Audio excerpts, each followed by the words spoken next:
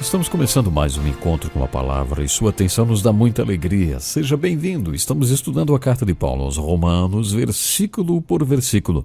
Acompanhe conosco mais este programa. Paulo iniciou o capítulo 6 com a pergunta: que diremos então? Continuaremos pecando para que a graça aumente? A resposta a esta pergunta é: nem pensar. No capítulo 6, Paulo apresenta uma lista de razões porque é inimaginável alguém sugerir que, por causa da graça de Deus, nós que fomos salvos, podemos continuar em pecado. Paulo quer que os romanos entendam que o propósito da salvação não é apenas salvar da pena do pecado e levar o homem ao céu, mas também livrar de todas as consequências do pecado, do poder do pecado. Paulo fala sobre tudo de maneira assim muito bonita. Eu gostaria de iniciar o programa de hoje falando sobre o final da primeira parte do capítulo 6 de Romanos, fazendo um resumo do que Paulo pensava. Paulo explicou que o livramento do pecado, a maneira como Deus nos salva do que fazemos e somos através de Jesus, tem a ver com Jesus Cristo. Por exemplo, no versículo 10, Paulo afirma: porque morrendo ele morreu para o pecado uma vez por todas, mas vivendo vive para Deus. Paulo enfoca estes dois fatos: a morte de Jesus e a vida de Jesus com a ressurreição. Ele destaca constantemente esses dois fatos. Paulo sugere que estamos ligados à morte de Jesus e à sua vida depois desta morte. Estamos unidos a ele na sua morte e na vida que ele tem hoje. Muita gente admite que a morte de Jesus Cristo, além de ser a base sobre a qual Deus nos declara justos e perdoa nossos pecados, é o maior exemplo que temos para seguir. A morte de Jesus é uma fonte de exemplos para nós. Paulo vai um passo além e começa a segunda metade do capítulo 6 perguntando: e então, vamos pecar porque não estamos debaixo da lei, mas debaixo da graça? No versículo 8, Paulo afirmou que morremos com Cristo e devemos viver com Ele. No versículo 5, Paulo afirmou que fomos unidos na semelhança da sua morte e devemos viver com Ele na semelhança da sua ressurreição. Unidos a Ele na sua morte e na sua ressurreição. Voltando um pouco mais, Paulo tinha perguntado se os romanos não sabiam que fomos batizados em Cristo. Através do batismo, fomos enterrados e ressuscitados com Jesus Cristo. O propósito era e será que não mais sirvamos ao pecado. Por isso, devemos andar em novidade de vida. Esse é o propósito de tudo. Mas o que isso quer dizer, hein? Não é muito fácil de entender. Quando eu era estudante, também tive dificuldade para entender, porque no seminário era ensinado que você morreu com ele. No versículo 11, Paulo diz: considerem-se mortos para o pecado, mas vivos para Deus em Cristo Jesus. Quando Paulo disse: considerem-se mortos para o pecado, quer dizer que não estou realmente morto para o pecado, porque ele diria para eu me considerar morto para o pecado se eu já estivesse morto para o pecado. Bom, para mim era meio difícil entender isso. Pelo menos com uma coisa eu me consolo. Muita gente também teve dificuldade de entender esse versículo, mas é bom saber que eles concordam comigo num ponto. É preciso muita fé para crer nisto. O que Paulo está ensinando é: através do batismo, vocês foram unidos à morte de Cristo e à sua ressurreição. Vocês estão unidos a Ele na morte que Ele teve e na vida que Ele tem. Por isso, como já dissemos, a chave para entender o capítulo 6 é a expressão em Cristo. O que significa estar em Cristo? Significa estar em um relacionamento com Cristo ou em Cristo. Esta é a chave para tudo.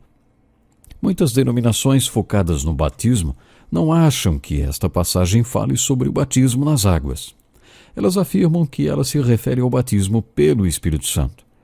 Paulo fala sobre o batismo pelo Espírito Santo em 1 Coríntios, capítulo 12. Eu mesmo sou adepto do batismo por imersão e vejo esse texto como um bom argumento para a minha posição. No mínimo, é uma aplicação muito bonita do que Paulo estava ensinando.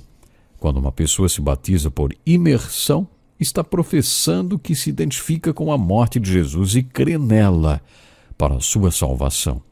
E quando a pessoa sai da água, está professando que se identifica com a ressurreição de Jesus Cristo.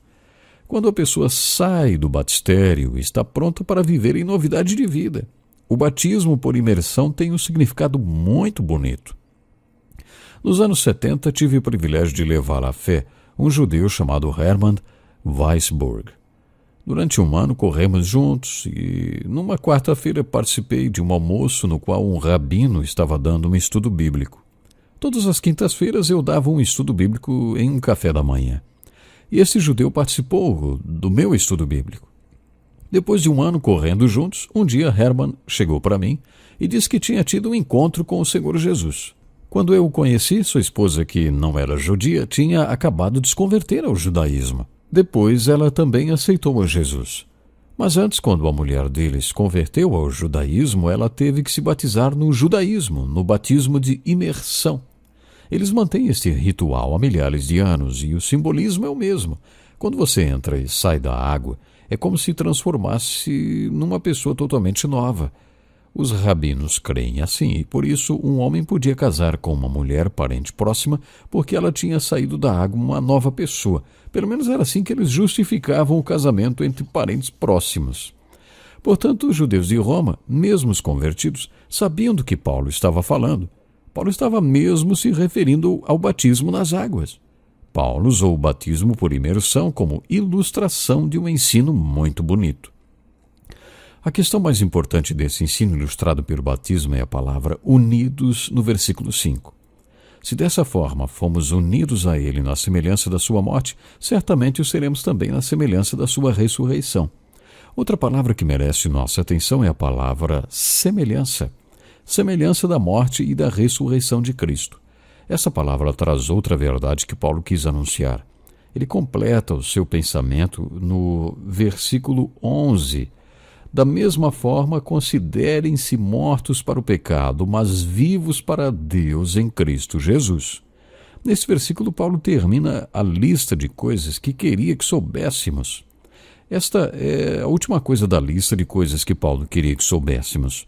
Estamos mortos para o pecado e vivos para Deus em Cristo.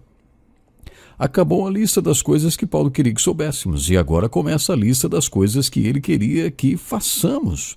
Ele disse, da mesma forma considerem-se mortos para o pecado, mas vivos para Deus em Cristo Jesus. Existem 3 coisas nas quais devemos crer quando chegamos na parte prática disso tudo. Creia que você está morto para o pecado porque você está unido com Jesus na sua morte e na sua ressurreição. Isto quer dizer que você está morto para o pecado. O propósito de todo este simbolismo, encarando a figura do batismo como um simbolismo, é nos fazer entender que não servimos mais ao pecado, mas devemos viver em novidade de vida. Este é o ponto. Se você crê neste ensino de Paulo, considere-se morto para o pecado, vivo para Deus em Cristo Jesus. Você acredita nessas 3 coisas? Você acredita que está morto para o pecado? É claro que você não está, porque você pode ser tentado a pecar. Eu posso ser tentado a pecar. No versículo 7, Paulo afirma, quem morreu foi justificado do pecado. Esta pessoa está livre do pecado. Um morto não enfrenta nenhum problema com o pecado. Se não estamos mortos, enfrentamos problemas com o pecado. Mas se cremos que estamos mortos e agirmos como mortos, então vai funcionar. Paulo declarou que através da cruz de Cristo, o mundo tinha morrido para ele, Paulo, e ele tinha morrido para o mundo. Ele se referiu aos valores do mundo, à filosofia do mundo e ao pecado do mundo. Ele estava morto para tudo isto. Paulo anunciou que o mundo poderia considerá-lo morto. E o mundo, com prazer, disse, tá bom, tá legal, você está morto. Paulo nos incentiva a fazermos o mesmo. Continuando a lista do que ele queria que a gente pudesse fazer, Paulo dá 3 palavras de ordem que estão nos versículos 12 e 13.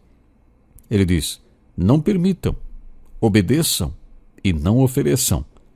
Portanto, não permitam que o pecado continue dominando seus corpos mortais, fazendo que vocês obedeçam aos seus desejos. Não ofereçam os membros do corpo de vocês ao pecado como instrumentos de injustiça. Antes, ofereçam-se a Deus como quem voltou da morte para a vida, e ofereçam os membros do corpo de vocês a Ele como instrumentos de justiça. Portanto, não permitam que o pecado continue dominando os seus corpos mortais. Pode ser que o pecado o domine, mas isso só vai acontecer se você permitir. Portanto, não deixe que o pecado domine o seu corpo mortal. Sempre que você encontrar a palavra, portanto, nas cartas de Paulo, pare e descubra por que ela está ali. Por que essa palavra está ali? Essa palavra introduz uma conclusão. E a conclusão é a seguinte: portanto, não deixe que o pecado domine o seu corpo mortal. Não obedeça à lascívia do pecado. O versículo 13 traz outra palavra de ordem que aparece várias vezes no restante do capítulo. Não ofereçam os membros do corpo de vocês ao pecado como instrumentos de injustiça. Antes, ofereçam-se a Deus como quem voltou da morte para a vida e ofereçam os membros do corpo de vocês a Ele como instrumentos de justiça. Paulo apresentou mais uma ilustração para transmitir o seu ensino. Ele afirmou que devemos nos oferecer a Deus totalmente, com todos os nossos membros. Quando as pessoas ouvem a expressão seus membros, pensam nos órgãos sexuais, quando, por exemplo, falam de adultério. É claro, pode ser isso também, mas é mais do que isto. Paulo está falando de tudo que compõe sua vida. Portanto, é mais do que oferecer os seus membros. Claro, é oferecer a sua vida inteira. Na verdade, esta palavra instrumentos poderia ser traduzida por armas, armas de justiça. É assim que nós devemos nos oferecer a Deus. Essa palavra aparece também no capítulo 12, versículo 1. Rogo-lhes pelas misericórdias de Deus que se ofereçam em sacrifício vivo, santo, agradável a Deus. Esse é o culto racional de vocês. Não se amoldem ao padrão deste mundo, mas transformem-se pela renovação da sua mente, para que sejam capazes de experimentar e comprovar a boa, agradável e perfeita vontade de Deus. Mais uma vez a palavra oferecer apareceu de forma imperativa. É como uma ordem. Imaginem um batalhão de soldados se oferecendo para a luta com suas armas. Eles se dispõem, apresentam-se para o general prontos para a batalha. Esta é a ideia que a palavra ofereçam-se tem. Cada um de nós deve se oferecer e oferecer seus membros a Deus como uma arma ou um instrumento de justiça. Somos como armas de justiça prontas para serem usadas por Deus. Mas que pena, o nosso tempo hoje já se foi. Temos muito para aprender sobre oferecer-se a Deus. Até o próximo programa, então. Que lição importantíssima. Este é um estudo escrito pelo Dr. Dick Woodward, na voz do pastor Edson Bruno. Até o nosso próximo encontro com a palavra.